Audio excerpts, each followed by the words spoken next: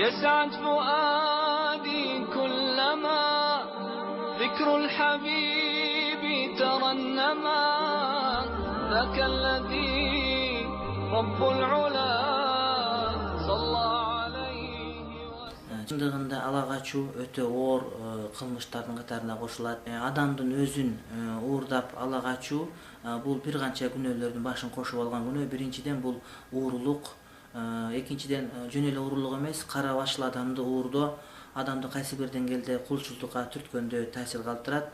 Экинчиден адамдын мусулмандык укугун, адамдын атуулдук укугун, адамдын инсандык, адамдык укугун көзгөрүнө тебелегендикке жатат, эркиндигин тебелегендиге жатат.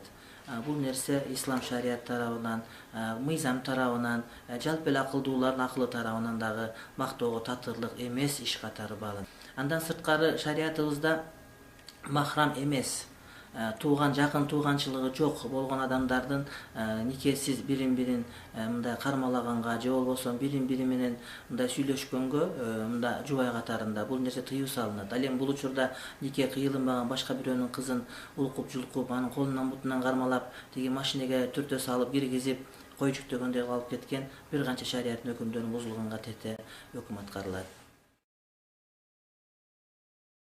Туура элибизде илгертен келе жаткан ала качуунун башка бир жакшы бир формалары болгон болушу мүмкүн. Бул мына ошол жаштар мусулман жолунда, дин жолунда үйлөнөлүк деп ушундай бир бири-бирине туура келе турган болуп, бирок ата-энеси кыз турмушка бергиси келбей же болбосо кызды мисалы үчүн үйдө мындай бир жумушчу катары иштеткиси келип, анын күчүн, анын билимин эксплуатация кылгысы келе турган болсо, бул убакытта кыз өзүнүн теңине турмушка чыккан укугу бар. Мына ошол убакытта экөө макулдашып, нике кыйып, андан кийин алып качып кетти деген ырым менен кетиши ыктымалы болгон болушу мүмкүн. Мындай шартта бул ала качуу эмес, бул балким сүйлөшүп, ар ким өзүнүн теңине, сүйгөнүнө, шарият жолуна турмушка чыкты деген сөз. Бирок көчөдөн тааныбаган, билбеген кызды баса калып алып качып кетүү, уурдап кетүү бул туура эмес. Кээ бир учурда күйөөсү бар, жолдошу бар, баласы бар келиндерди уурдап алган фактылар бар. Бул өтө жапайычылыктын, варварчылыктын эң бир кейиштүү формасы.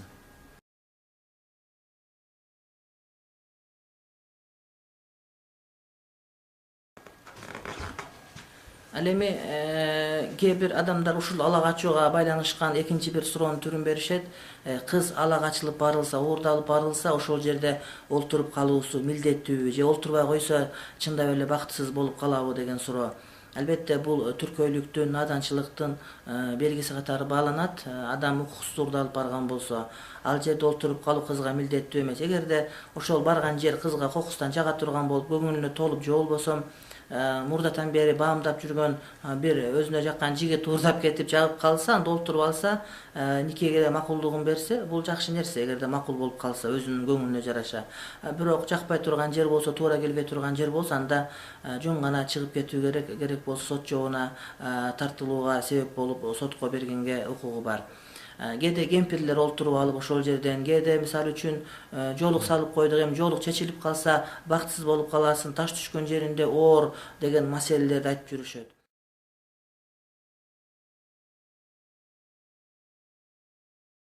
Ал эми таш түшкөн жеринде оор деген кыргыздын макалы андай эмес. Кыргыздын макалы ак никелүү, никеленип, үйлөнүп, жактырып, шарият боюнча үйлөнгөндөн кийин анан тырталаңдап эле кача бербестен келиндердин үйдө олтургандыгын айтат. Кээ бирлер төркүн жакын төшөгө жыйылбайт деп 2 күнүн биринде жөнөп калат же болбосо болот маселе болсо эле урушкан болуп ажырашам деп чыгат. Жок, андай эмес. Сен таш түшкөн жеринде оор, таштой болуп түштүң, ушул жерден эми өмүрүң өткөр деген маани келип чыгат. Бул жанагыдай никеге чейинки алып качып келген кыздарга айтылынбаган сөз.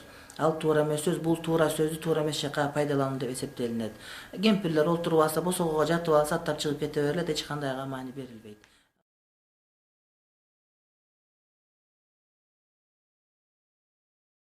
Кыз киши болсун, бала болсун, үйлөнө турган убагы келгенде эртерээк үйлөнүүсү зарыл нерсе. Колоктоп көчөнү толтуруп жүрө бергенден болбойт.